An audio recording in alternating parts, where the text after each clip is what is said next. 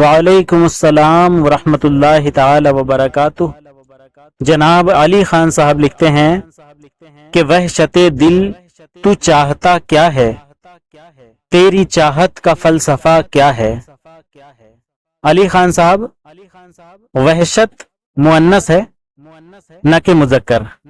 وحشت دل یعنی دل کی وحشت، ٹھیک ہے نا؟ تو وحشت دل تو چاہتی کیا ہے، یوں مؤنث ہوگی یہ، ٹھیک ہے؟ وحشت دل تو چاہتا کیا ہے، اس طرح کہنا مناسب نہیں ہے۔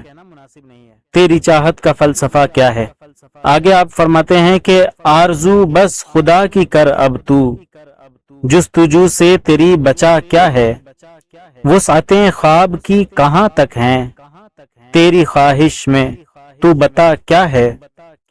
خود کو پتھر بنا لیا ہے اگر، مجھ میں دل جیسی یہ بلا کیا ہے؟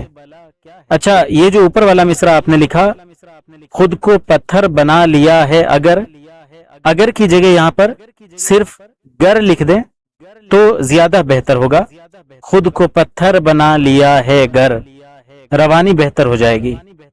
مجھ میں دل جیسی یہ بلا کیا ہے؟ آگے آپ فرماتے ہیں کہ کام آتا نہیں کسی کے کوئی، پوچھتے سب ہیں مسئلہ کیا ہے؟ واہ واہ واہ، بہت اچھا شعر، بہت ساری داد قبول فرمائے۔ سب تو قسمت میں لکھ دیا مولا، میری مرضی کا کیا میرا کیا ہے؟ یہ یہاں پہ آپ نے لکھا میری مرضی کا کیا میرا کیا ہے، یہ جو میرا آپ نے لکھا ہے نا، اس میں یہ کو گرا دیں، صرف میم رے الف کے ساتھ لکھیں، جیسا آپ نے اوپر لکھا نا تیری، تو اسی طریقے سے یہاں پر تیرا نہ لکھ کر میرا لکھ دیں، ٹھیک ہے؟ آگے آپ کہتے ہیں گر تیری سوچ ہو گئی میلی، تیرے سجدوں کا فائدہ کیا ہے؟ کافی کمزور شعر ہے اور محنت کی ضرورت ہے اس پہ۔